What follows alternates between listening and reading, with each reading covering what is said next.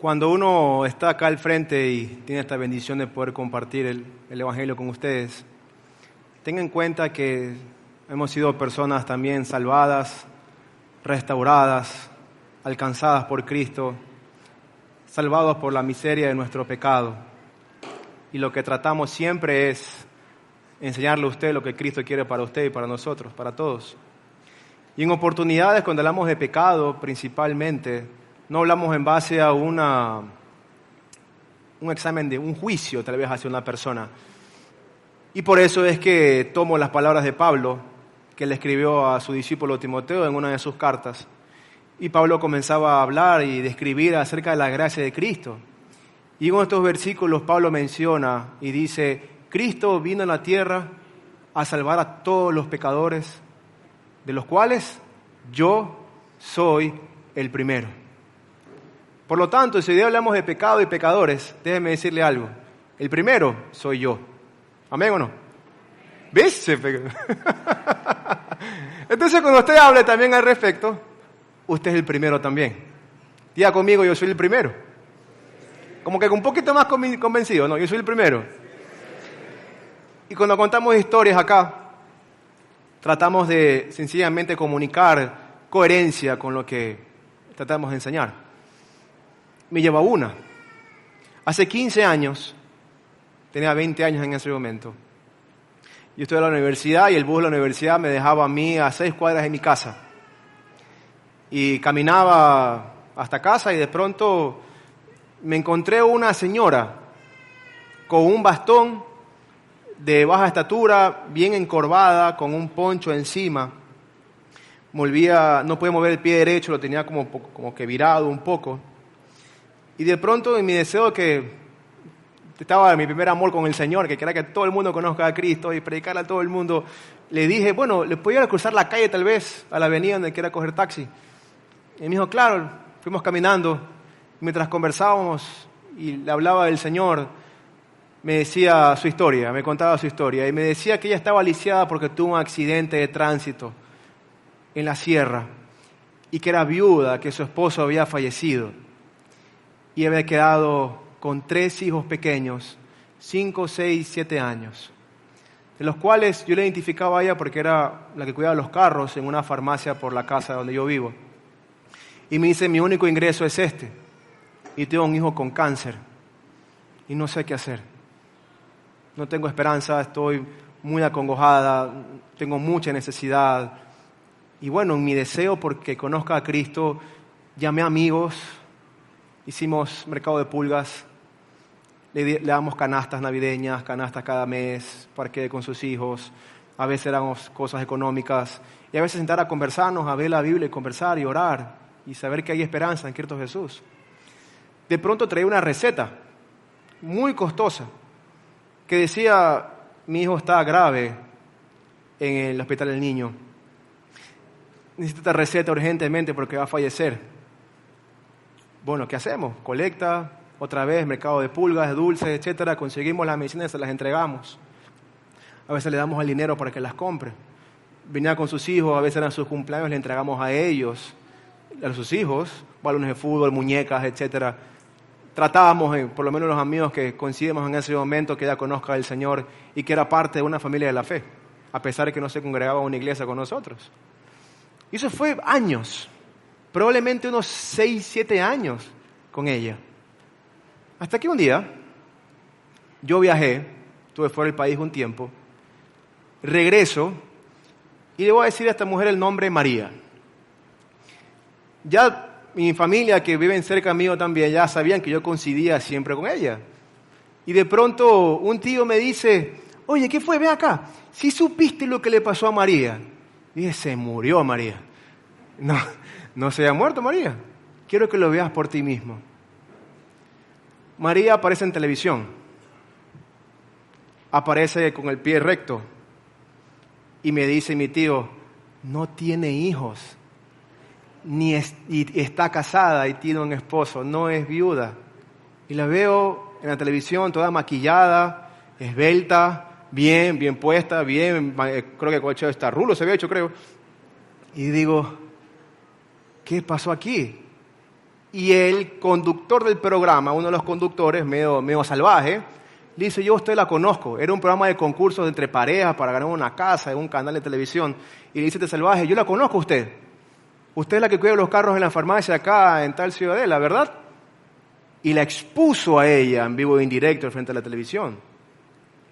De pronto en esta farmacia no le permitieron volver a trabajar allí, no le permitían entrar. Pero en mí, después de tantos años, sí tuvo un sentido de, me traicionaron, me mintieron, ¿cómo pude caer así de esta forma, etcétera, etcétera? Nunca tuve pensado ir a encararla, ni humillarla, ni decirle que me devuelva lo que le dimos, jamás. Pero había algo de mi corazón aquí adentro que decía, me hacía un juez ante ella. Y de pronto, cuando uno va a la Biblia es como un espejo casi, ¿verdad? Más bien lo es. La Biblia dice, pero Guido, tú también eres mentiroso. Tú también has mentido. Tú también no has traicionado a alguien. Tú también no has hecho daño a la gente que amas. Tú también no has aborrecido a tus enemigos y a veces aún también a tus amigos. Tienes gente también a quien perdonar. Gente en la cual también amar y cosas también que tienes que enmendar. Por eso es que por circunstancias como esta trato de comprender que cuando hablamos de pecadores, el primero soy yo. Y permíteme ver a otras personas como Cristo la vería, con misericordia. ¿Amén o no? Por eso es que cuando entramos en esta historia, en esta charla del día de hoy, quiero exponerle a usted un problema suyo. Y este problema no es en base a sus hábitos, sus placeres. Ese es el resultado de esto. Tiene un problema muy mayor. Y básicamente es este. El problema puede ser que tal vez usted no sabe cuál es el problema. No sé qué me pasa. No sé por qué lo hago. No sé por qué lo dije. Quiero cambiar, pero no lo logro. Quiero dejar de decir esto o aquello. Quiero dejar de pensar de esta manera. Dejar de tener este criterio para cambiarlo y ser mejor persona. Pero no sé qué sucede. Y esto Pablo lo dice en capítulo 7 de Romanos. Dice, no entiendo lo que me pasa, dijo este hombre. Y creo que Pablo tuvo se puede decir, currículum envidiable. Tito la semana pasada decía que Pablo era el mejor alumno del mejor profesor judío de Jerusalén. Pablo tenía contactos, reputación, ciudadano romano. Ante él le entregaban las ropas de los cristianos que eran asesinados por derecho de autoridad que él tenía a perseguirlos. Currículum enviable por cualquier persona, sabio, recursos, conocimiento como tal, y aún así le decía, no entiendo. Probablemente mucha gente lo buscó a él para buscar consejo. No entiendo qué pasa aquí. ¿Por qué? Pues no hago lo que quiero, sino lo que me da asco. Lo que en la mañana cuando me levanté, me determiné a no hacer, lo terminé haciendo en la tarde o en la noche. Y llegué a mi cama, como el meme, me puse la ropa así y vi arriba al tumbado y dije, no debí decir eso. O no debí hacer eso. No debí pronunciar esas palabras, no debí sentir eso en mi corazón, ni siquiera debí pensarlo. No debí ver esa mujer, no debí tocar eso mal habido. No debí sentir en mi corazón odio ni rencor contra nadie, pero lo tuve. Yo sé que en mí, dice Pablo, es decir, en mi naturaleza pecaminosa, de donde yo vengo, de mi origen, dice, nada bueno habita. Y tenga esto en cuenta, por favor. Voy a usar las palabras del pastor de Betty la Fea, Freddy Contreras. Perdóneme, pero dispénseme, decía él, ¿verdad? Si es que ha visto Betty la Fea. No estamos acá para motivarlo a que usted sea mejor persona. Estamos para comunicarle que usted es un hombre o una mujer necesitada, que necesita de un Salvador, que no hay nada bueno en usted. ¿Sabe por qué? Porque en la historia de la humanidad, si usted registra la historia de la humanidad en todas las civilizaciones, todos los hombres fueron inclinados a hacer el mal. Todos. Aún así, mataron y crucificaron al hombre más precioso que ha pisado esta humanidad, como Cristo. Y en mí y usted estamos en la mayoría de ocasiones inclinados a hacer el mal. Por eso Pablo dice eso. Quiero hacer lo bueno, pero no sé qué me pasa. No hay nada bueno en mí. Y lo peor de todo es que usted y yo tengan en cuenta esto. Hay principios bíblicos de Cristo y hay principios mundanos. El principio del mundo le dice a usted que usted lo puede todo, mano. Que usted es un campeón. Que usted es excelente, usted es bueno, usted es re buenito el novio. No, no es re buenito, es un carnicero. No hay gente así. Lo que hace el mundo es separar al hombre de Dios y pone al hombre en el Olimpo haciéndolo lo máximo. Entonces el hombre piensa, no necesito un Dios, no necesito un Salvador, no soy tan malo como pensaba entonces. Soy bueno. Soy capaz, soy un campeón, soy vencedor, soy lo máximo, tengo experiencia, tengo todo. Soy lo máximo, me veo al espejo, soy lo mejor. Pablo no dice eso. Pablo dice que no hay nada bueno en nosotros y dice, aunque deseo hacer lo bueno, aunque yo planifique hacerlo, no soy capaz de hacerlo siquiera. El mundo nos enseña eso, lo puedes hacer todo por ti mismo. Pablo, Tito dice la otra vez, de ejemplo de un rapero, yo digo ejemplo de un rockero. Y el rockero en esa canción dice una banda que me gustaba mucho, le mentiría, me gusta mucho todavía. De rock, ellos tienen una canción que se llama My Way.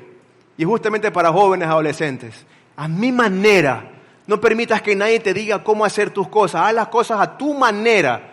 Tú eres tu propio Dios, tienes tu propio criterio. Nadie puede decidir por ti, que sean tus propios principios los que predominen. Y no es así, porque mi vida no puede depender de mí mismo.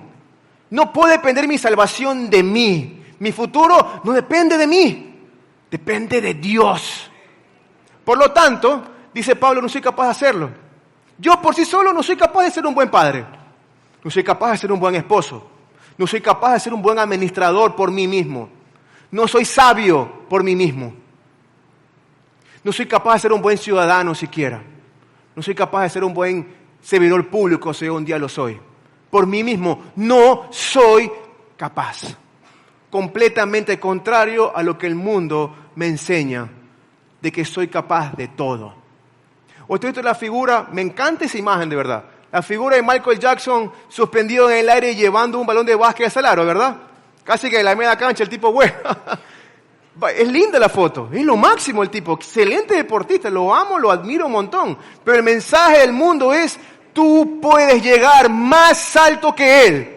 Tú eres capaz de hacerlo. Y la realidad es que no soy capaz de hacerlo. Por mí mismo no lo soy. Dice después la Biblia, Pablo, en Romanos capítulo 7, de hecho, dice Pablo, no hago el bien que quiero. Tengo una posibilidad.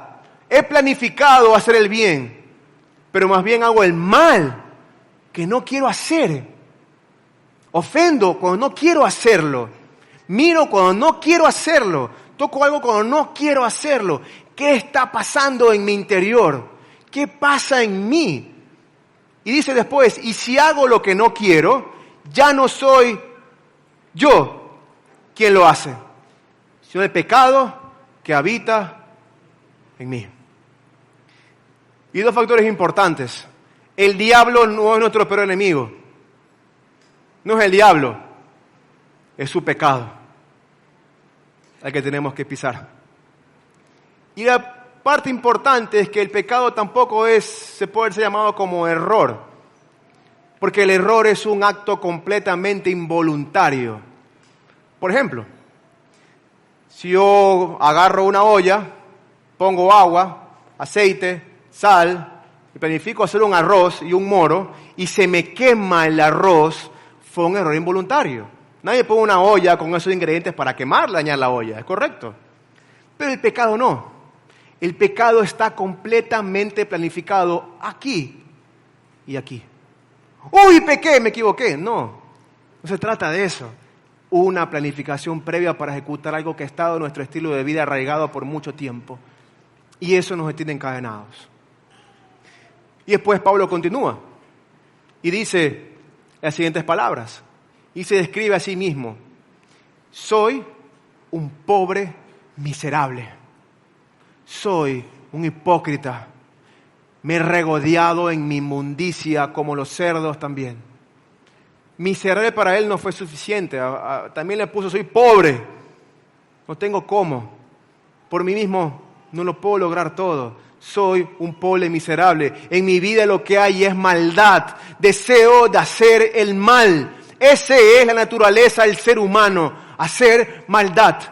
Por eso, darle un pequeño pedacito de poder a un hombre y habrá un genocidio, que es lo que ha pasado en la mayoría de la historia de la humanidad. Dale un poquito de autoridad a una persona inmadura y será un Hitler. Porque siempre va a estar este hombre inclinado a hacer maldad. En nuestro corazón hay miseria, en nuestro corazón ha habido odio, ha habido deseos de muerte, de venganza, de lujuria, de malos pensamientos y un montón de cosas. Y Pablo continúa, dice, ¿quién me librará entonces de este cuerpo mortal? Soy un pobre miserable, por mí mismo no me puedo salvar. Por mí mismo no tengo razón de ser, no tengo futuro. No puedo depender de mí mismo. Y de pronto llegan estas palabras tan importantes, que es doctrina básica del Evangelio. Es que el hombre sea humillado como tal. El hombre lo es. El único exaltado es Cristo.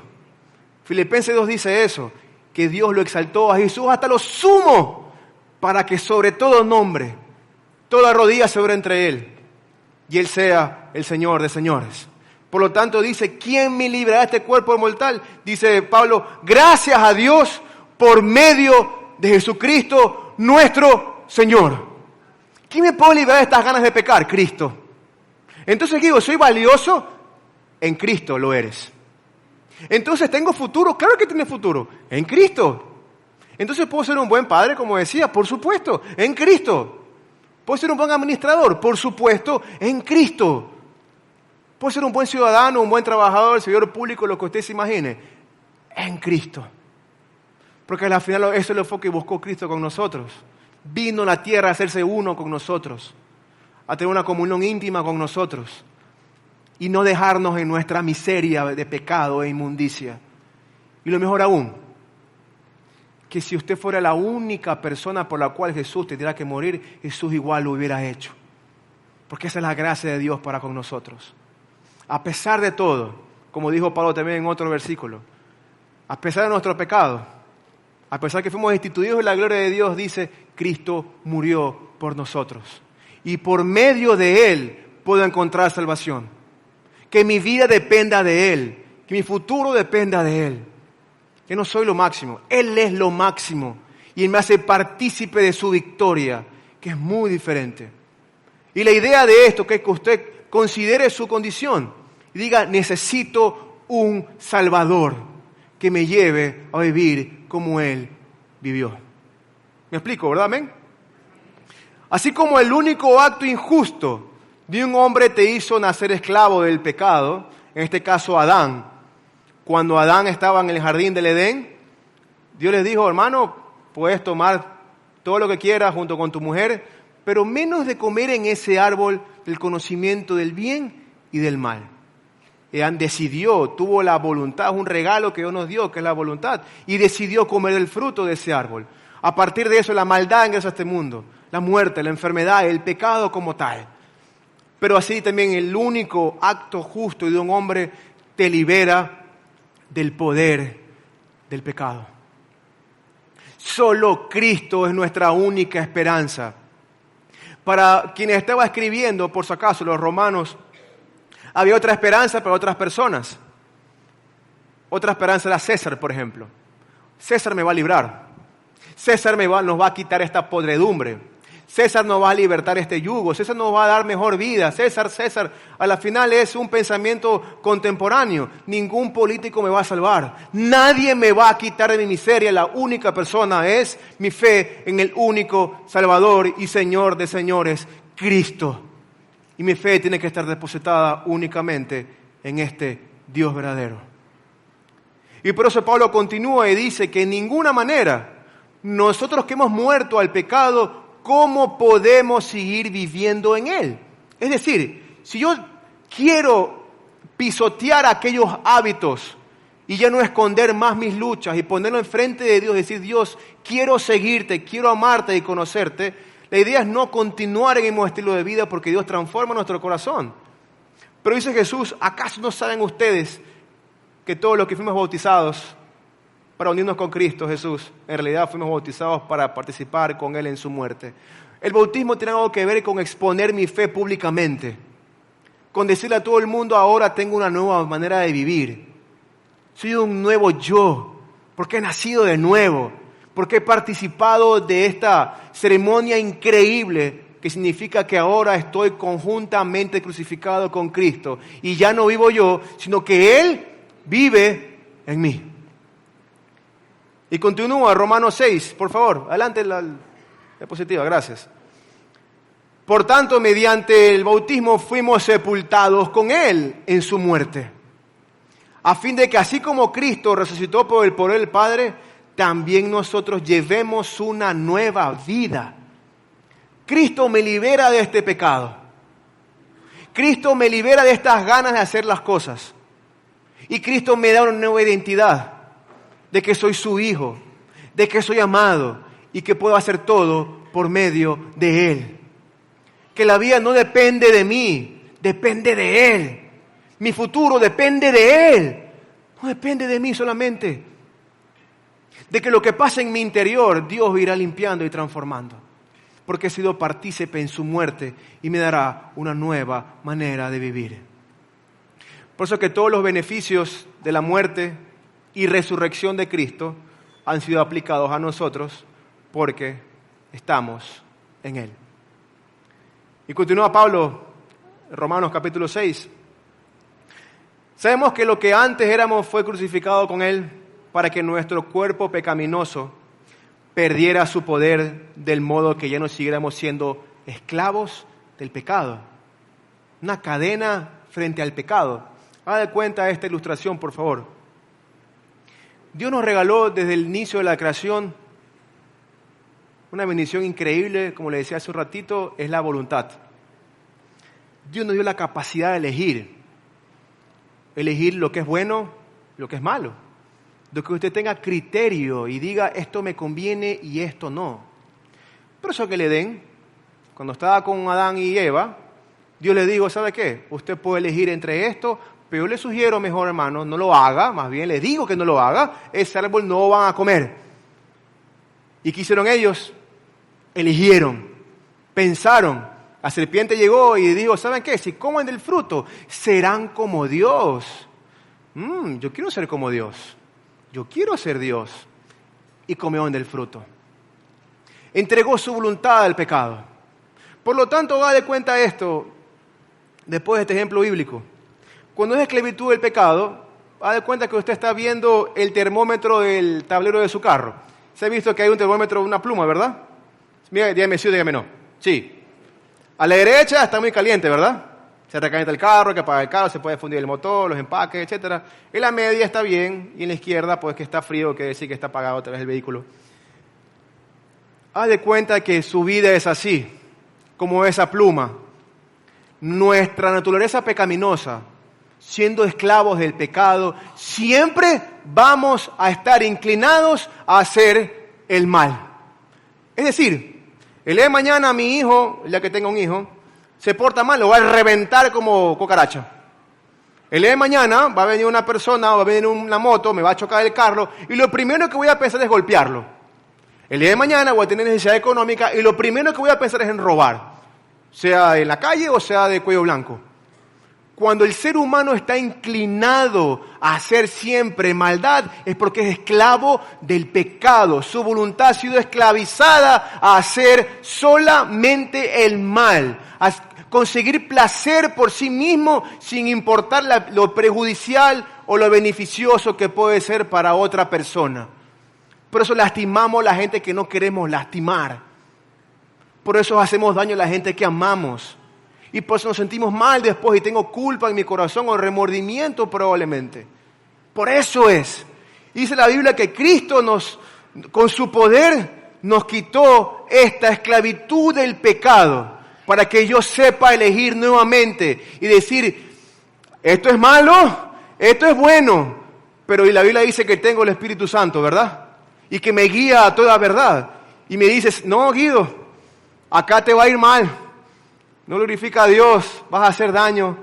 Hagamos lo bueno. No te dejes vencer por lo malo, dice Pablo también. Más bien vence el mal haciendo el bien. Que nos guíe Dios y nos dé esta voluntad otra vez, Señor, voy a decidir glorificarte, servirte, predicar de ti, aprender de ti, seguirte, amarte, comunicarte de ti a otras personas, porque he recuperado mi vida que ahora es tuya 100% y he decidido seguirte hasta el final. Ya no decido al 100% hacer maldad. Probablemente lo haga y voy a volver a fallar, Señor, pero tú me vas a volver a perdonar para hacer de nuevo lo que es correcto. ¿Amén o no? Por eso Pablo dice lo siguiente, porque el que muere queda liberado del pecado, hablando de quien queremos renunciar y queremos quitarnos de nuestra vida aquello que ha hecho tanto daño a otras personas. En cuanto a su muerte, murió al pecado una sola vez y para siempre Cristo. Su sacrificio fue único y valedero y eterno y poderoso. Una sola vez, un solo Dios, un solo Señor que nos ha librado de esta esclavitud del pecado. En cuanto a su vida, dice, vive para Dios, resucitado por Dios, sentado a la derecha del Padre, y vendrá por segunda vez, donde todo ojo lo verá, y vendrá por su iglesia. Y continúa el siguiente versículo. De la misma manera, también ustedes, nos aconseja este hombre, considérense muertos al pecado, pero vivos para Dios en Cristo Jesús. Así el pecado no tendrá dominio sobre ustedes. Me considero muerto a lo que antes hacía. Vivo para Cristo Jesús. Entregue su vida a Cristo. Su gran problema que le decía al principio es que usted es una persona necesitada y necesita de un Salvador. De que no se puede salvar a sí mismo. De que usted sabe muchas cosas y ha recorrido mucho camino. Lo siento mucho, pero no es suficiente para salvarse. Necesitamos arrepentirnos de nuestros pecados. Y por eso es que en el libro de Hechos, en cierta oportunidad, cuando ya Jesús había ascendido a los cielos y de pronto hubo una pequeña asamblea entre los apóstoles de Jesús, Matías, Pedro, Matías fue el reemplazo de Judas, Pedro, Juan, etcétera, estaba Santiago, el hermano de Jesús, y entre ellos decían, bueno, ¿cómo vamos a identificar a quienes son miembros de este nuevo movimiento de la iglesia? Pero recordémonos que antes estaban los judíos, y los judíos tenían un montón de ceremonias, un montón de leyes para identificar quiénes eran judíos o no. Y de pronto uno dice, ¿sabes qué? Creo que tenemos que todavía circuncidarlos para así identificar que son cristianos. Y de pronto dice, pues tú estás loco, eso es tradición judía, no tiene nada que ver en el respecto. Y hubo una discusión, no, sí, el templo, no, la ofrenda, no, la Pascua, no. Y de pronto sale el hermano de Jesús y golpea la mesa y dice, a ver, un ratito, dice. ¿Saben qué? La única forma que un discípulo nuevo de Cristo es identificado es que haya creído en este Cristo como Salvador y Señor y se haya arrepentido de sus pecados. La única forma en la cual es identificado un discípulo de Cristo. Por eso el pecado no tiene dominio contra nosotros cuando entregamos nuestra vida a Cristo, cuando nos identificamos con su muerte y su resurrección, cuando quiero vivir para Él. Es complicado, es complicado. Este mundo es verdaderamente salvaje. No puedo depender de mí mismo en un mundo como este, sabiendo lo injusto que es. Necesito depender de Dios, así como Dios, Jesucristo, dependió del Padre también. ¿Me explico, verdad? De la misma manera, también ustedes considérense muertos al pecado, pero vivos para Dios en Cristo Jesús. Así el pecado no tendrá dominio sobre ustedes, porque no están bajo la ley, sino bajo la gracia. La gracia y la ley son cuestiones completamente, es otro tipo de pensamiento, otro tipo de pacto que Dios nos ha entregado. Y la ley es cumplir ceremonias, incumplir objetivos para ganar el favor de Dios. Con la gracia lo hemos ganado. Necesito conocer a Cristo. Necesito creer en Él y arrepentir de mis pecados. ¿Hay cosas que tengo que enfrentar? Por supuesto que sí. Para eso estamos en esta iglesia. Permítanos acompañarlo. Si hay cosas por intervenir, los miércoles tenemos Celebra, por ejemplo, donde enfrentamos nuestras emociones lastimadas, en un programa cristocéntrico. Y tenemos muchas personas acá con muchas preguntas, con el tiempo Dios las supo responder, y hemos sanado muchas cosas. Si quiere más información, los domingos a las 10 de la mañana tenemos ahora punto de partida en el edificio aquí al lado. Hay más información de Cristo, la Biblia, la gracia, la fe, y tengo muchas preguntas. ¿Por qué pasa esto? ¿Por qué? Le podemos responder. Allá afuera hay unos chicos con camiseta azul. Usted puede preguntarle por información de casas e iglesias. Quiero ver cómo me conecto acá un poco más. A gente que me siga motivando en estos principios de Cristo. Quiero vivir para Dios. ¿Cómo empiezo? Empiece por allí. Su punto de partida en la fe. Permítanos acompañarlo en este camino. Y juntos, que más personas conozcan a Cristo. Yo creo que es una esperanza gigante para esta humanidad. Cristo únicamente. Por lo tanto, mi amigo y amiga, el pecado no es mi dueño. Estamos muertos al pecado, pero vivimos para Dios. El pecado se puede adueñar de nuestros hábitos más profundos y ocultos, de todos nuestros placeres, nuestra forma de conseguir dinero, nuestra forma de gastarlo también, nuestra forma de tratar a las mujeres y a los semejantes, por el pecado. Pero en Cristo encontramos libertad y solamente en Él. Y permíteme hacerle un contraste en dos historias bíblicas, por supuesto. La primera es de un hombre llamado Zaqueo. La Biblia habla de que este hombre era bien pequeño, era muy pequeño de estatura y era cobrador de impuestos en Israel. Contexto, para que tengan en cuenta, Israel estaba en dominio romano. Y Roma cobraba impuestos a los israelitas, a todos los judíos. Entonces era considerado traidor aquel judío que cobraba impuestos a sus hermanos judíos trabajando para Roma. Y los cobradores de impuestos no eran personas amables. Iban a cobrar los impuestos tumbando la puerta. Si de pronto era el 20%, se llevaban el 40%. Eran violentos, eran groseros. Tenían autoridad, por supuesto, si no Roma los aplastaba de los que no pagaban impuestos. Tenían oficinas de pronto por cerca de Jerusalén, cerca del templo también para cobrar impuestos. Eso pasaba. Y Zaqueo era cobrador de impuestos. Y de pronto siente algo en su alma, escuchó a Jesús, sabía que hay un pecado en su corazón que tiene que renunciar. Hay un Salvador, necesita un Salvador. Y ve la multitud, mucha gente, dice, y como era tan pequeño, no alcanzaba a verlo, hace que se suba a un árbol. Y en el árbol lo alcanza a ver a Jesús y hace contacto visual con él. Y Jesús lo ve, y Zaqueo lo ve a Jesús. Y Jesús le dice, Zaqueo, llegó el día de que vaya a morar a tu casa. Y Zaqueo, bueno, vamos. Y Jesús dice a los discípulos, vamos también. Y los discípulos, no, pero cobrar impuestos, vamos. Y fueron con Jesús a la casa de Zaqueo. Zaqueo brinda comida, comenzaron a comer en la mesa. Jesús y Zaqueo charlaron. Jesús le habló del reino, por supuesto. Y Zaqueo responde de la siguiente forma. Trato de parafrasear las cosas santamente. No quiero ser más esclavo del pecado. ¿Sabe qué Jesús? Dice palabra textualmente en la Biblia. Si algo he robado, yo lo devuelvo cuadriplicado. Porque no quiero ser más esclavo del pecado. Quiero enmendar al pueblo que yo he lastimado. ¿Sabe lo que responde Jesús? Hoy ha llegado la salvación a esta casa. Porque no es más esclavo del pecado. No es más esclavo de la avaricia y de la ambición del dinero. Ahora eres esclavo mío. Ahora eres mi hijo. Ahora eres mi discípulo. Ahora eres parte de esta iglesia. De pronto, esta es una historia con un final feliz. Es una historia con contraste diferente. Años después, Hechos, capítulo 25 26, se encontraba Pablo predicando en Jerusalén. Y los judíos que lo amaban tanto, irónicamente hablando, lo capturan. Y lo quieren llevar preso a Cesarea de Filipos. Y de pronto dice, ¿sabes qué? Llevémoslo ante Festo, que era el gobernador de la región de Judea de Galilea. como un gobernador así que determinaba quién iba preso y quién no.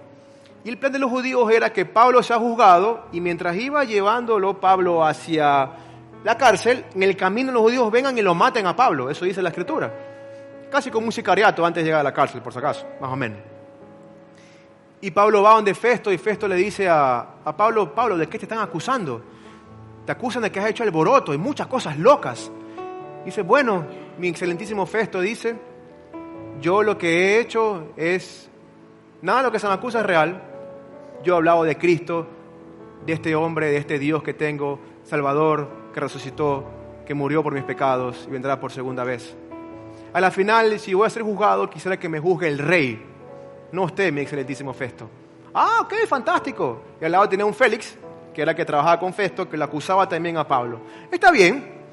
Entonces nos encontramos un par de días con el rey Herodes Agripa II.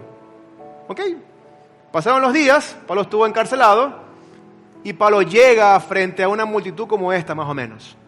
Entrando desde la parte de atrás, todo el mundo gritándole, encadenado, y de pronto llega el rey Herodes con todo su oro y con toda su autoridad, y al lado está su mujer Berenice. Un buen nombre va a poner la hija, Berenice. Y de pronto, bueno, vas a ser juzgado por este hombre llamado Herodes. Y Herodes Agripa. Pablo se para enfrente. Bueno, Pablo, ¿de qué te acusan? ¿Has hecho locuras de alborotos en Jerusalén? ¿Qué está pasando? Excelentísimo rey, quisiera contarle primeramente qué estaba haciendo. Y Pablo comienza, este lunático, comienza a predicarle al rey. Y comienza a hablar frente a los griteríos de todo el mundo, porque él estaba haciendo supuestamente blasfemo, y comienza a hablar de su conversión. Y decir, yo era de tal tribu, y vengo de tal familia, y he estudiado en tal lado, y fui a tal cosa, y me llamaba Saulo, y me daba placer perseguir a la gente que tengo, como la fe que tengo ahora. Los perseguía, sus ropas me las entregaban en mis pies. Yo autorizaba cuándo matar y cuándo perseguir. Sentía honor en hacer esta maldad. Hasta que un día, camino a Damasco, me acercó el Señor y tuve un encuentro con Él. Y de pronto, a partir de ese momento, dice Pablo, mi vida cambió. Y comencé a predicar de este evangelio que no tiene fin. De este Cristo que murió, que resucitó y vendrá por segunda vez. Este Festo, aquí está Agripa, Festo, el anterior gobernador, le dice a Pablo, Pablo, las muchas letras te han vuelto loco. ¿Qué estás hablando? No estoy loco, Festo. Es mi Dios, es mi Señor, y estoy dispuesto a morir por Él, a causa suya, dice Pablo. Y de pronto, el rey Agripa lo ve a Pablo, se queda pensando unos minutos, y le dice unas palabras que creo que aplica para muchas personas hoy, inclusive a mí también. Le dice, Pablo, por poco me persuades a ser cristiano. Por poco me convences a ser uno como tú, dice otra versión de la Biblia. ¿Sabes qué? Me parece convincente lo que estás hablando. ¿Qué iglesia predicas el domingo para visitar también? ¿Qué iglesia vas? ¿En qué YouTube para poder verte? Dame tu lista de Spotify para escuchar todas las alabanzas y cantarlas también. Me gusta cómo suena eso. Me gusta esto de la iglesia, esto de este Dios nuevo. Me encanta lo que hablas. Pero hubo algo más importante en la cual este hombre Herodes no quiso renunciar. Era que su mujer Berenice era su hermana. Y él estaba en una relación incestuosa con su hermana. Estaba casado con ella. Aparte, para este hombre Herodes, yo no puedo renunciar a esta riqueza. No puedo renunciar a mi posición. No puedo renunciar a lo que soy, a lo que creo tener, a todo el poder que tengo por este nuevo Dios. Me pareció lindo, me pareció convincente. Tal vez vaya a la iglesia el domingo a escuchar, pero seguiré con mi mismo estilo de vida como era siempre y como siempre lo será.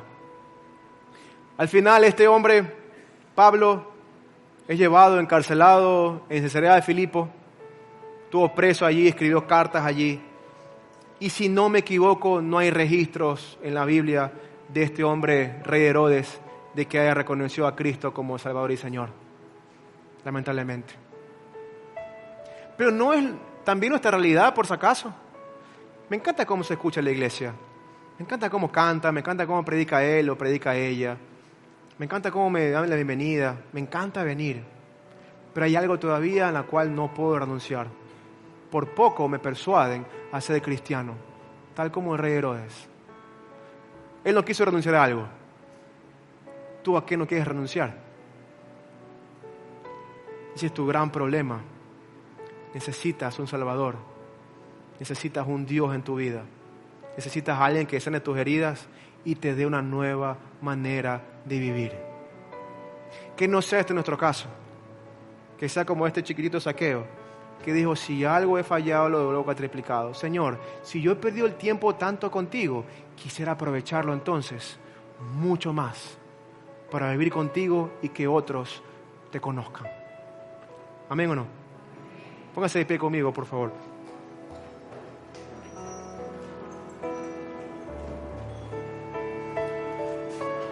Dígale a la que está a su lado, eres el primero. Lo peor de todo es que mi apellido comienza con A y siempre fui el primero de la lista en todos los colegios. Entonces yo sé lo que es el primero. Cada tarea, cada salida de examen era siempre yo. Y sabes que cuando hablamos de primero, y justamente como empecé esta charla, no han sido días fáciles para mí. Cuestiones injustas, frustraciones, me hicieron sentir, pensar o inclusive decir cosas que no tuve que decir. Cosas injustas, cosas que en la vida pasan, que no tenemos el control. Así es este mundo. Pero al final, yendo a Cristo, digo, Dios, tú siempre tienes el control. Mi vida depende de ti. Siempre ha sido así, siempre lo será. No me permitas perder el control de lo que tú me has entregado y regalado. Son cuestiones que nos puede pasar en cualquier momento, en cualquier episodio de la vida, porque esta vida es dura, es salvaje. Pero ruego y no trato de convencerlo, no tengo ese don, no existe ese don. Es el Espíritu de Dios que nos convence. Pero oro por eso, para que lo convenza a usted de que necesita un Salvador, de que necesita arrepentirse de su pecado y que no sea más esclavo de aquello que ha hecho daño a su vida y la gente que ama. Acerquémonos a Cristo, oremos juntos, ¿le parece?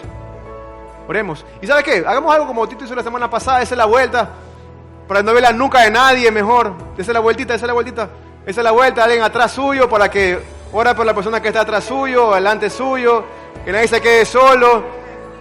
Acuérdense que Andrés dijo un día que venimos acá a vernos las nucas, mejor vámonos a la cara. Así que dése la vuelta mejor y oremos unos por otros. Y si puede, preséntese. Yo me llamo Guido, por si acaso. Muy bien. Ya, pues después conversa ya, oramos. Puede conversar a la salida, ¿está bien? Oremos entonces, oremos unos por otros. Papi, gracias por esta mañana. Que tu verdad siempre sea un bálsamo para nuestra alma, Señor. Jesús, gracias por tu sacrificio, por tu muerte, por tu resurrección, Señor. Necesitamos de ti, como el aire que respiramos, Dios. Padre, nos hemos inclinado tantas veces a hacer el mal, pensando en que no te necesitamos, que no es suficiente vivir contigo, Dios, pero sin ti somos unos completos miserables. Dios, pedimos perdón por nuestros pecados. Límpianos de nuestra maldad y Espíritu de Dios, guíanos siempre a Cristo, a la verdad, y convéncenos de toda justicia, pecado y juicio, Dios. Ayúdanos a crecer, a seguir avanzando en este camino estrecho que nos lleva hacia ti, Señor, y a decidir por ti. Hoy queremos decidir por ti, Señor. Gracias, Padre. Tuyo es el reino, Señor. Tuyo es el poder, tuyo es la gloria. Por los siglos de los siglos. Amén y amén. Muchas gracias con todos. Bendiciones.